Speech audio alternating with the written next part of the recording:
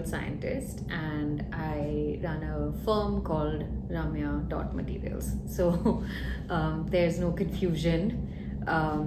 What defines me, as you can tell from the name of the company also, which initially was a joke by a friend of mine, but my love for the sciences has been a part of me since I was really young. I started doing Olympiads, which had just become a thing in India in 2000, early 2000s. And that opened up a very different world of challenges for my brain. So, I always thought of my work and my life as, the intersection of what I like doing, what bothers me, and then what I'm good at. So, this goes within the Ikigai framework now, which people are familiar with.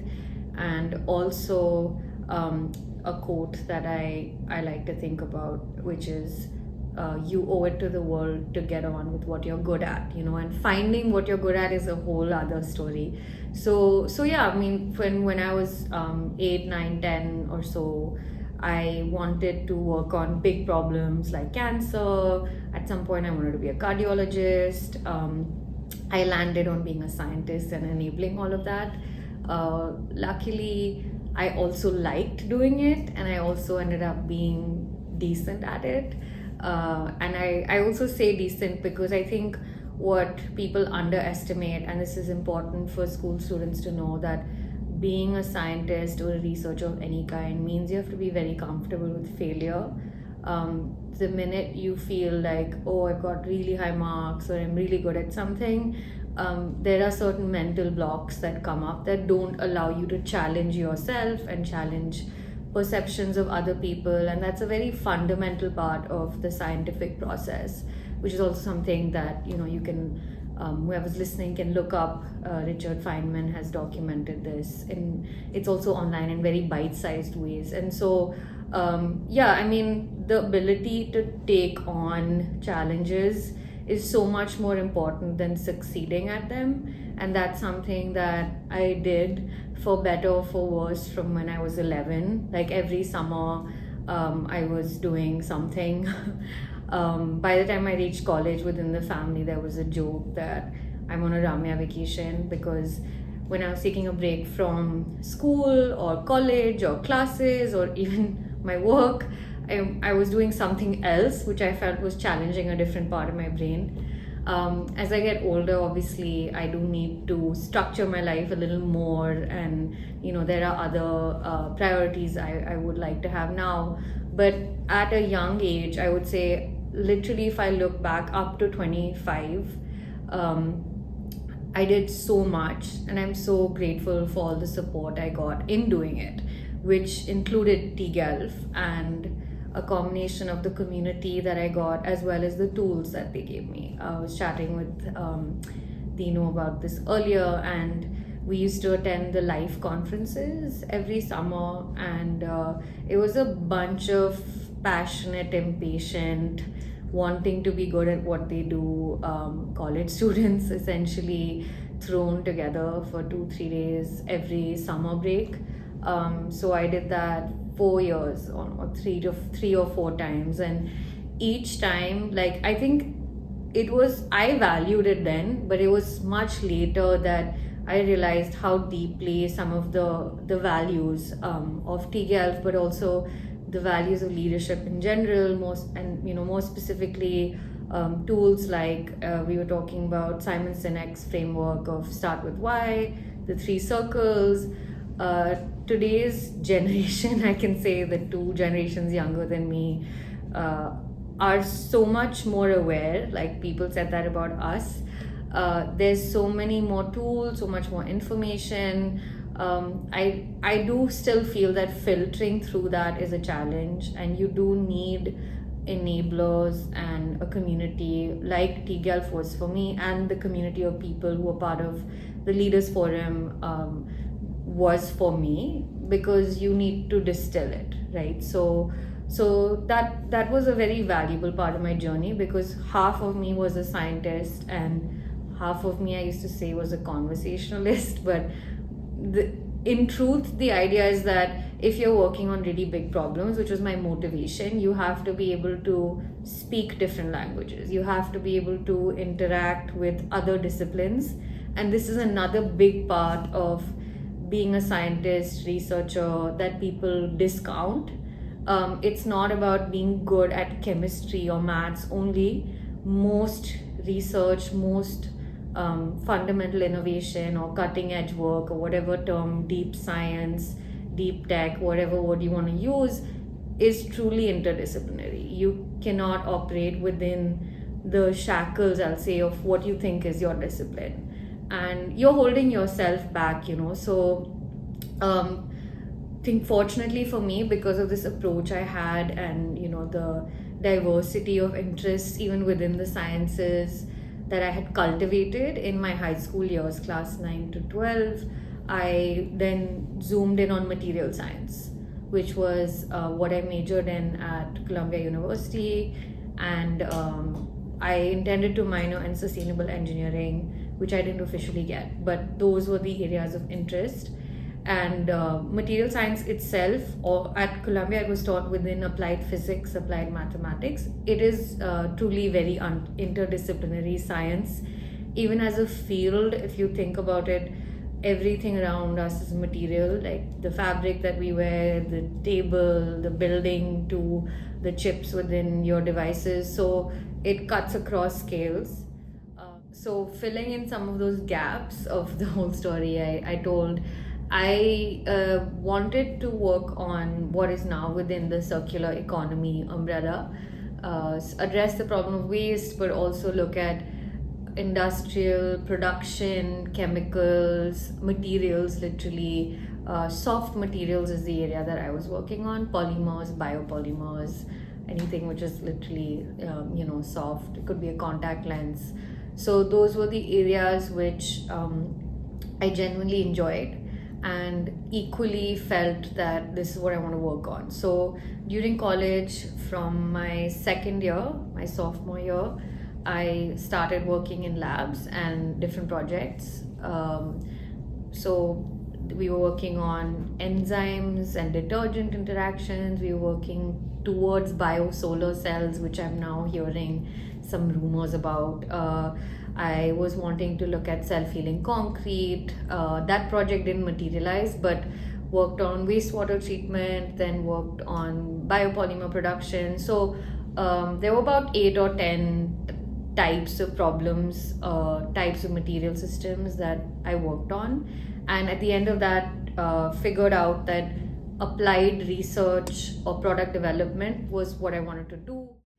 Okay, challenges I faced. Okay, so I have two fun anecdotes, which I think one is funny and the other is not as fun.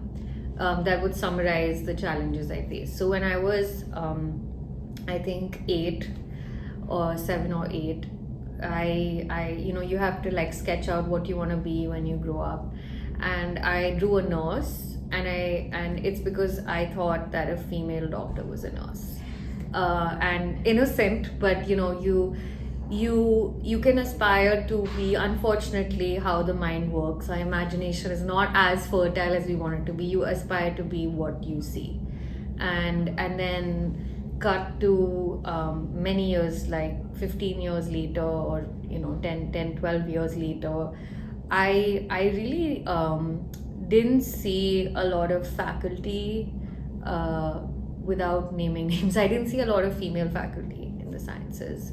Forget classmates. I think it sends a very different signal to your brain. Also, when people think of a scientist or a professor, they think of an old man with white hair, and people meet me and say, you don't look like a scientist, and it's taken me a while to be okay with that, because obviously I am one, so I don't know how to respond. Okay, cool. So, however, the nice spin on that, when I was at IIT, actually, for various reasons, there was so many young female faculty there. There's a lot of people migrating back to India in their late 30s, at least in the scientific academic community, who are, younger than your traditional faculty assumptions. The Indian research ecosystem and infra is younger, right? Because we don't have the 110, 20 years that the US has, for example. And, we don't even have all the years after independence, right? It's only been maybe the last 30 years that a sizable quantum of money, if nothing else, and talent can go towards these fields. So recognizing that, it was very inspiring to see women who were not that much older than me, maybe 10 years older than me, even my colleagues at IIT, to see their hustle, for lack of a better word, because in India, the culture of doing undergrad, master's, PhD, or undergrad, PhD back to back is not as much. So there are many people who take up lectureship positions, they take up, industry roles and then come back to academia. So you have older career professionals who are in your peer group, and it's nice, there's like mentorship. And I can really see the value of it now. Mentorship is not always somebody who's made it, somebody who's like much older, or the flip that I'm mentoring like a class 8 kid. Yes, there's value to that, and I have participated in some mentorship program on tech development with 8th graders, and it's exciting. But I also see mentorship within our firm. I see mentorship, I've seen it through the tGELF lens, where I had a peerage of people who are like plus minus 2, 3, and that makes an even bigger difference, right? Because there's so much more relatability. So this does tie back to the women and STEM, or the overall challenges that you feel when, and also it's okay to do something if you don't see somebody like you in it. That's also fine. And I think once we recognize that that's a mental block, then you're like, oh great, nobody else is doing it, I'll be the first one. That could be a fun thing. Obviously the challenges are not to be discounted, but awareness and acceptance are the first step, right? So once you have that, then you can reach out to whatever, and with LinkedIn and Instagram and all these tools and ChatGPT, and there's no shortage now of tools, but you won't know what to do till you recognize that there are these limitations. So my advice to younger folks who are looking to break into the sciences, to break into the vast world of entrepreneurship, is to seek out support. That would be my overarching message. Whether it's your classmates, college mates, through your family, through secure communities like tGELF has to offer, which I greatly benefited from. Any other youth leadership programming that you feel you can access, seek out support, seek out guidance, seek out mentorship. You'll hear 15 things. You can always filter and choose, develop that discerning ability, have, as they say, strength in your convictions. It's okay to not be independent for everything. In terms of your professional life. Why? Because we exist as a community, and so most successful people, even if you're a successful provider of chairs for that matter, you need to collaborate with the person who's making the building, you need to collaborate with the person who's making the road. So we don't exist in isolation, is what I'm trying to say. And whether it's between disciplines or between actual tangible services and products, if you get into that line of business, it's important to create that network community and count on it when you need to. And as you grow older, use social networks also in a responsible way to find people like you. For example, for me in the last few years, I've been using this community called leap.club, which is a women's professional network, people who identify as women, who are based all over India, now even outside India. That's what I would say, that seek mentorship, seek peer groups, seek guidance of communities, courses, online schools, tGELF, if you have access to tGELF's programming, to explore new horizons and build your footing in STEM as well. So if you're interested in exploring a career in STEM, feel free to reach out to me through tGELF or our firm, Ramya Materials. Most importantly, tune in to tGELF, and it sounds like tGELF is going to help you along the way. So good luck and happy National Science Day.